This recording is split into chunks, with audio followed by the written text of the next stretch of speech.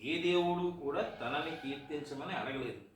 అవును, కీర్తించిన వాళ్ళకి ఒక విధంగా, కీర్తించిన వాళ్ళకి మరోలా దైవానుగ్రహం ఉండదు.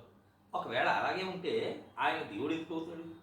దేవుడి స్తుతులకి స్తోత్రాలకి అతీతంగా వ్యవహరిస్తాడు. దైవత్వం గురించి సరిగ్గా తెలియక దేవుణ్ణి కీర్తించాలని అనుకుంటూ ఉంటారు. మనుషులను కీర్తించాలి, పనుల కోసం పొగడాలి. ఎందుకంటే మనుషులకి అహంకారం ఉంటుంది. దేవుడు అహంకార రహితుడు.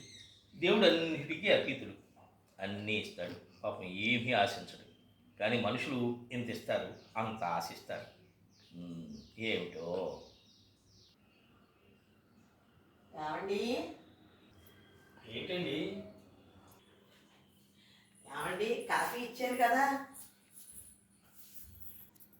ఇచ్చో, మళ్ళీ ఇస్తావా? అబ్బా అది కాదండి. ఏదో తెలిస్తే అది కాదో ఇది కాదో తెలుస్తుంది. అబ్బా నీకు ప్రతిదీ వెటకారమే. మమకారం, ప్రేమ ఉన్న ప్రతి చోట ఎటకారం కనిపిస్తుంది. అయితే ఒక చిన్న కోరిక కోరతా. కోరుకో. కాదనకూడదు. నేను ఎప్పుడైనా కాదన్నానా? అయినా కోరికే కదా, కోరుకో. మరి మరి మరి అబ్బా ఏంటి మరి, చెప్పు. నాకు వడ్డాణం చేయించండి. ఏమిటి నీకు వడ్డాణమా? ఏమైనా మర్చిపోయిందా? నేనేమన్నా కోటీశ్వరుని అనుకుంటున్నావా? పేరుకే కోటేశ్వరరావుని, గాజులకే తికాణా లేదు. నన్ను వడ్డాణం చేయించమంటున్నావు. వడ్డాణం అని అంటారనుకున్నావు కదా. అనం, చచ్చిన అనం. ఇదో చిన్న కోరిక, పైగా కోరావు. కాదంటానా? తప్పకుండా తీరుస్తాను నీ కోరిక ఎప్పటికైనా అని అంటాను. కానీ మరో మాట మాట్లాడతానా? మాట్లాడు. ఎంత మంచివారండి మీరు. ఎన్నాళ్ళకి తెలిసిందా నా మంచితనం? అది కాదండి, నాకు ఎప్పుడో తెలుసు మీ విషయం. మళ్ళా ఇప్పుడు తెలిసింది ఈ వడ్డాణం విషయాల్లో. ఓ అదా. ఏదేమైనా అసలు నువ్వెప్పుడో కోరుకోవాలి ఈ చిన్నపాటి కోరిక. ఏమోనండి, ఇన్నాళ్ళు నాకు మీకు భయవేసి చెప్పడానికి ఇన్నాళ్ళు చెప్పలేకపోయాను. అది ఇప్పుడు చెప్పాను. ఎప్పటికైనా చెప్పు, నాకు అదే సంతోషం. అయినా మన మధ్యతరగతి వాళ్ళు ఉన్నారు చూసావు, ఏ విషయాన్ని స్పష్టంగా చెప్పలేరయ్యా. అవతల వాడు భయపడతాడేమో, లేకపోతే వాడు ఆయన ఏమైనా అనుకుంటాడేమోనో, అయితే చుట్టుపక్కల వాళ్ళు మాకు ఎంత ఉంది అని అనుకుంటారనో, ఈ వీటన్నిటి ఆలోచనల మధ్య వాళ్ళకి కావాల్సిన కోరిక కూడా కనీసం కోరుకోరు. అవునండి. ఇప్పుడు చెప్పావుగా, నాకు తెలిసిందిగా. ఇంకా చూసుకో, రేపటి నుంచి అదే పని మీద ఉంటా. ఏ పని మీదండి? బా నువ్వు ఇప్పుడే చెప్పావు, ఇప్పుడే మర్చిపోతావు. అదే రోయ్, వడ్డాణం పని మీద. అబ్బా నాకు ఇవాళ చాలా ఆనందంగా ఉందండి. చిన్న మాటకే అంత ఆనందపడిపోతే రేపు నిజంగా కొంటే అది నడువుకు పెట్టుకుంటే అటు ఇటు ఇటు ఇటు నడుస్తూ నువ్వు అందరికీ చూపిస్తూ ఉంటే ఇంకెంత ఆనందంగా ఉంటుందో. ఇంకా ఒక్కసారి డ్రీమ్స్లోకి వెళ్ళి ఓ పాట పాడుకో.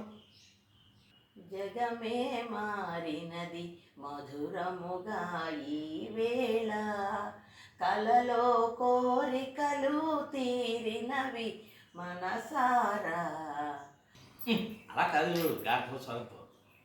జగమే మారినది మధురముగా ఈ వేళ, జగమే మారినది మధురముగా ఈ వేళ, కలలు కోరికలు తీరెనుగా మనసారే, జగమే మారినది మధురముగా ఈ వేళ.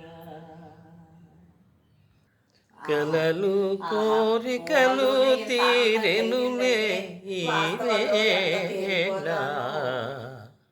అవునవును వెళ్ళిపోతావు. అయినా ఎందుకైనా మంచిది. ఇగో వడ్డాణం కోరిక అని ఆ గోడ మీద రాసుకో, మర్చిపోయినా మర్చిపోతావు. ఎందుకు మర్చిపోతానండి? పైగా ఇది వడ్డాణం.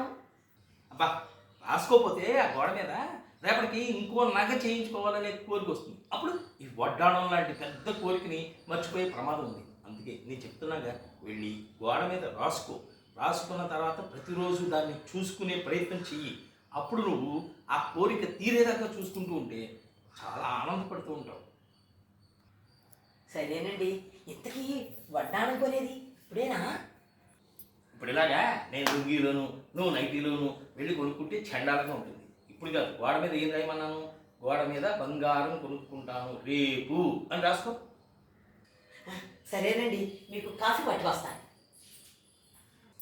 మై డియర్ మగాళ్ళు, చూశారుగా మన ఆడాళ్ళు ఏది అడిగినా లేదు, కాదు, ఇప్పుడేంటి, చీపో అని అనకూడదు. చూద్దాంలే, చేద్దాంలే, అయినా నీకన్నా ఎక్కువెవరు? అసలు కోరిన కోరికే చాలా చిన్నది, ఆ మాత్రం తీర్చలేనా? అప్పుడు నేను మొగుడిని ఎలాగవుతాను, మగాడిని ఎలా అనిపించుకుంటాను అనే మాటలు మనం చెప్పాలి. అలాంటి షుగర్ కోటెడ్ ట్యాబ్లెట్ లాంటి మాటలు మీరు మాట్లాడినంత కాలం మీ భార్య నుంచి మీకు వచ్చే ఆతిథ్యాలకి ఆనందాలకి కొత్తవే ఉండదనుకోండి. ఆర్గ్యుమెంట్ అనే క్వశ్చనే తలెత్తదు. ఏమండి, ఈ ఆనంద సమయంలో మంచి కాఫీ పట్టుకొచ్చానండి, తాగండి.